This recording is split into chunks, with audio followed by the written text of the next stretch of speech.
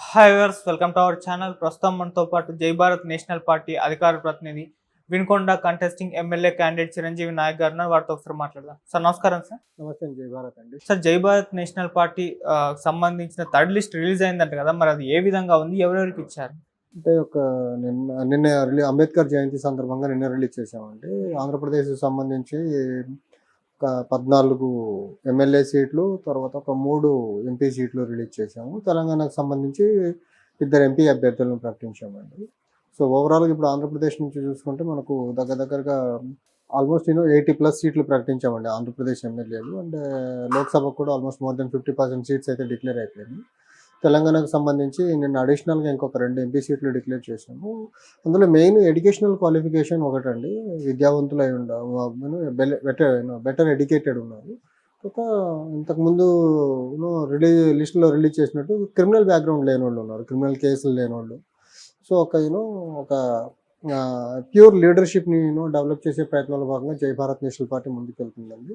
So వేరే పార్టీల కంటే భిన్నంగా రాజకీయాలు చేయాలనుకున్నప్పుడు ఒకటి first and foremost thing criteria మేము పెట్టుకుంది ఏంటంటే ఈ అభ్యర్థికి కూడా క్రిమినల్ కేసులు ఉండకూడదు అనేది. సో దాని అనుగుణంగానే వెళ్తున్నాము. And second priority well educated అయి ఉండాలనేది సెకండ్గా పెట్టుకున్నాము. ఓకే. తెలంగాణలో కూడా పోటీ చేస్తున్నారు. తెలంగాణలో ఇప్పటికి almost first time second time కలిపి 7-8 ఎంపీస్ని డిక్లేర్ చేయడం జరిగింది.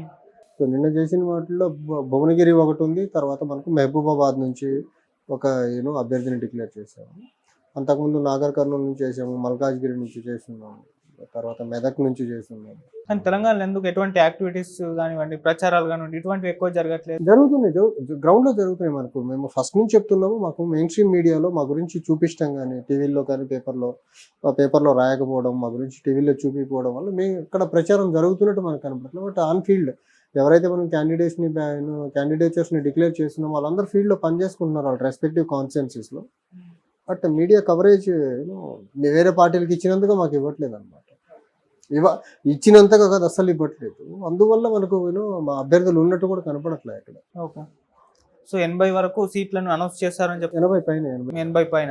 సో ఎన్ని సీట్ల వరకు ఇప్పుడు అనౌన్స్ చేసిన బలమైన క్యాండిడేట్లు ఎంతమంది ఉన్నారో, ఎన్ని సీట్ల వరకు గెలవచ్చు అంటారు? ఒకటండి, ఇప్పుడు బలమైన క్యాండిడేట్లు అంటే మీరు డబ్బు పరంగా అలా లెక్క పెడతారేమో. మా అభ్యర్థులందరూ చాలా బలంగానే ఉన్నారు. సో ఏ కాన్స్టిట్యూన్స్ నుంచి పోటీ చేసిన చాలా బలంగా ఒక ఆశయంతో ముందుకొచ్చి పోటీ చేస్తున్న వాళ్ళు. So on par with other parties equally strong mentally and physically. తర్వాత ఒక కమిట్మెంట్ దృష్ట్యా రాష్ట్రాన్ని అభివృద్ధి పరంగా ముందుకు తీసుకెళ్లాలనే అంశంలో చాలా దృఢ సంకల్పం ఉన్న వ్యక్తులే మా దగ్గర అభ్యర్థులుగా ఉన్నారు. సో ఈ విషయంలో చూసుకుంటే వేరే పార్టీల కంటే మా అభ్యర్థులే బలమైన వాళ్ళు. సో వేరే పార్టీలు లేక మా దగ్గర మందు, తర్వాత డబ్బు, తర్వాత కులమతాల ప్రభావం ఉండదు. ఇప్పుడు దానికి తోడు ఇప్పుడు మనం చూసుకుంటే ఆంధ్రప్రదేశ్లో ఇంతకుముందు 2014 నుంచి 19 వరకు ఒక రకంగా, 19 నుంచి ఇప్పటి వరకు బూతులు తిట్టుకుంటూ నడుస్తున్న రాజకీయాల్లో ఇప్పుడు రాళ్ల దాడితో చేయిస్తున్నారు అనమాట. ఆల్మోస్ట్ ముఖ్యమంత్రి స్థాయి వ్యక్తి మీద కూడా రాళ్లతో దాడి చేయించుకొని సింపతి గెయిన్ చేయాలని చూస్తున్నారంటే ఆల్మోస్ట్ ఆ బీహార్ పొలిటికల్ బ్రోకర్ ఎవరైతే ఉన్నారో ఆ స్ట్రాటజిస్ట్, ఆయన ఇచ్చిన స్క్రిప్ట్ ప్రకారము ఆల్మోస్ట్ పనిచేసుకుంటా ఎలక్షన్గా కాకుండా ఎలక్షన్ని ఎమోషన్గా ముందుకెళ్లే ప్రయత్నం చేస్తున్నారు. ఎలక్షన్గా తీసుకెళ్ళాలి అంటే వీళ్ళు ఏదో అభివృద్ధి చేసి ఉండాల్సింది రాష్ట్రాన్ని. సో అభివృద్ధి చేయలేదు కాబట్టి ఎలక్షన్ని ఒక ఎమోషన్గా తీసుకెళ్లే ప్రయత్నం చేస్తున్నారు. ఇప్పుడు కాంగ్రెస్ అధ్యక్షురాలు చూసుకుంటే వివేకా గారి మర్డర్ కేసుని ఒక ఎమోషనల్గా తీసుకెళ్లే ప్రయత్నం చేస్తున్నారు. జగన్మోహన్ రెడ్డి ఏమో నిన్న రాళ్లతో ఆయనే దాడి చేయించుకొని అదొక ఎమోషనల్గా తీసుకెళ్ళబోతున్నారు. నిన్న మళ్ళీ చంద్రబాబు నాయుడు గారి మీద కూడా రాళ్ల దాడి జరిగిందని విన్నాము.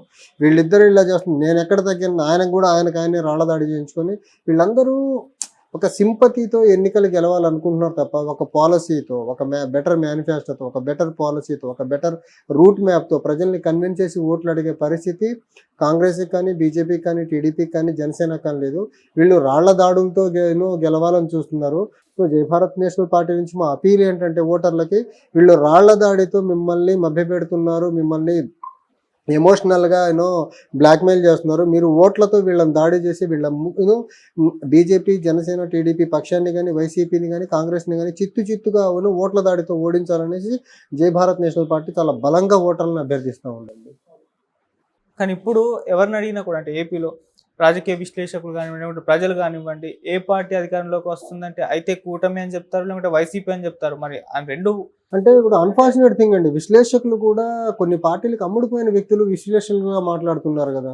ఇప్పుడు కొంతమంది అభ్యర్థులకి డైరెక్ట్గా వైసీపీ నుంచి, కొంతమంది విశ్లేషకులకి డైరెక్ట్గా టీడీపీ కూటమి నుంచి డబ్బులు వస్తున్నప్పుడు వాళ్ళ విశ్లేషకులు వాళ్ళు కూడా ప్యాకేజీలకు అమ్ముడుపోయి విశ్లేషణలు ఇచ్చే ప్రజలు కూడా దాదాపు అయితే టీడీపీ అని చెప్తారు, లేకుంటే వైసీపీ అని చెప్తారు. అంటే ఈ రెండు పార్టీలు కాకుండా మీ పార్టీ మీరు ప్రజల్లోకి వెళ్ళారా అసలు?